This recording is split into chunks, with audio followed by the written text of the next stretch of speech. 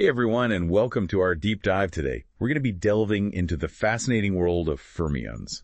Our guide for this journey is an essay by Jorgo Schneepatt titled Fermionen. Now you might be thinking, fermions, what are those? Well, imagine the tiny building blocks of absolutely everything, but with a rule book that's unlike anything you've ever seen before. Yeah, what's so intriguing about fermions is that they aren't just some abstract concepts. They really are the fundamental components of everything around us. But the way they behave is governed by principles that are completely different from what we experience in our everyday lives. Okay, so let's unpack those principles a bit. What exactly is it that sets fermions apart? Well, one of the key characteristics of fermions is something called half-integer spin. Imagine a basketball spinning on your finger, but with a quantum twist. In the quantum world, things can only spin at very specific discrete rates. And fermions always spin at half-integer multiples of this fundamental unit. It's like the basketball can only spin at certain very specific speeds. Whoa, that's already pretty mind-bending. So does this unique spin have any consequences for how fermions behave? Absolutely. It leads to something called the Pauli exclusion principle, which essentially states that no two fermions can occupy the same quantum state. Imagine like a VIP section with limited seating. And each fermion has a unique pass, no duplicates allowed. Okay, so fermions are very exclusive. So how does this exclusive club behavior impact the world around us? It has some pretty profound consequences. Think about the particles we all learned about in school. Electrons, protons, neutrons, they're all fermions.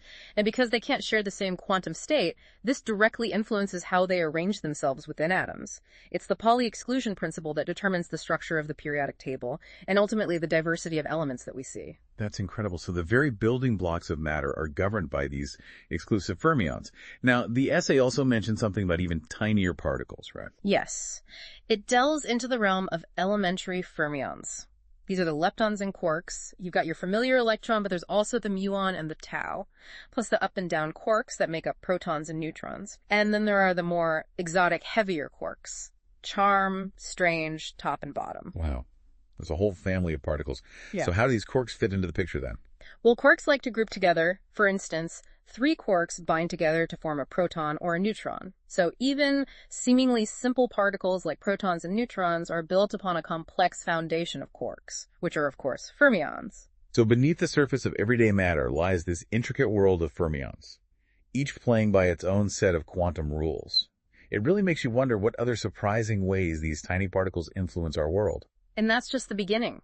Fermions are also linked to some of the most mind-boggling phenomena in physics, superfluidity and superconductivity, for example. Okay, those sound intriguing. Let's dive into those in our next segment. Welcome back to our deep dive into the world of fermions.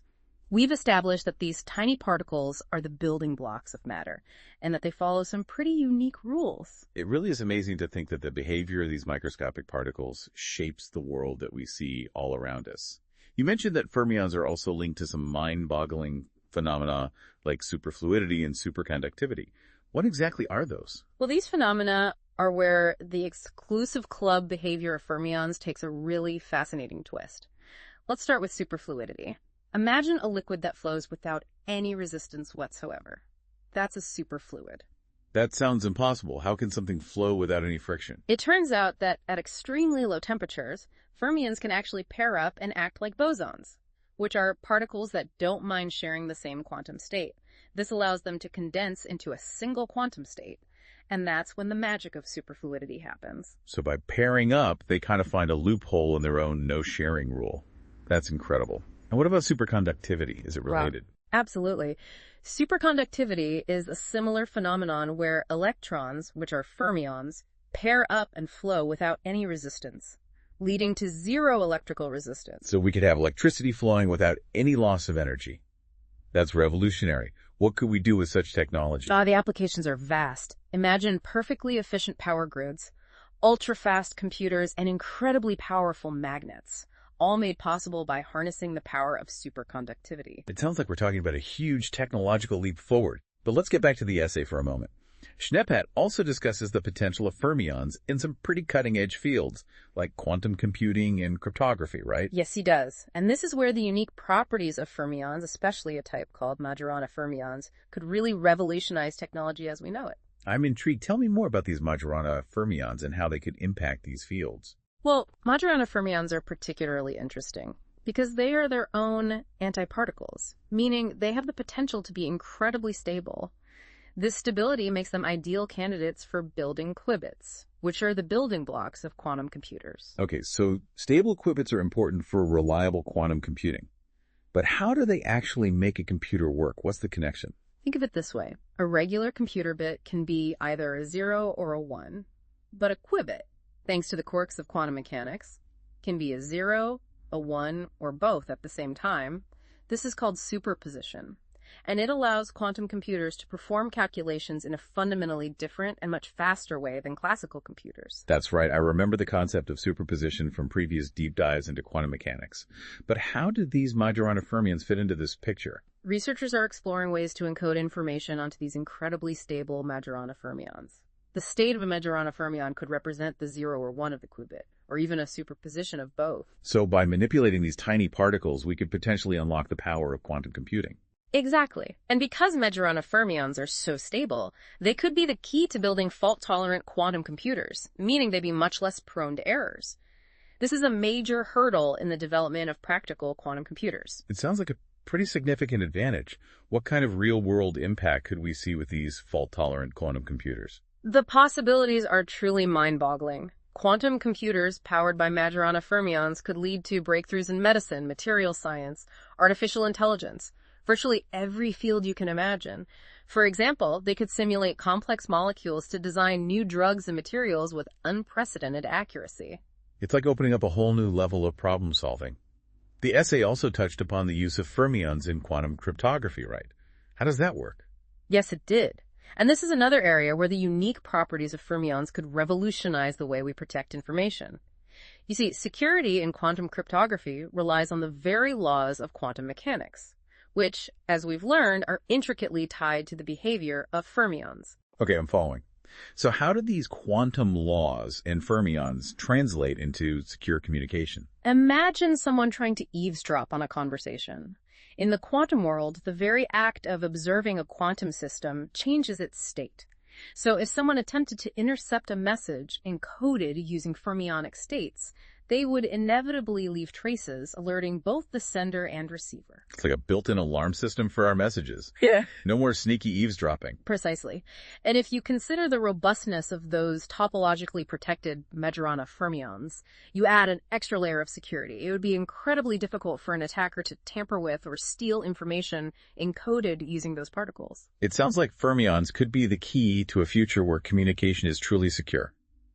But before we get too carried away with the possibilities, let's bring it back to the essay and see what else Schneepat has to say about the future of fermion research. What are your thoughts on that section? It's incredible how these tiny fermions are at the forefront of so much potential technological advancement.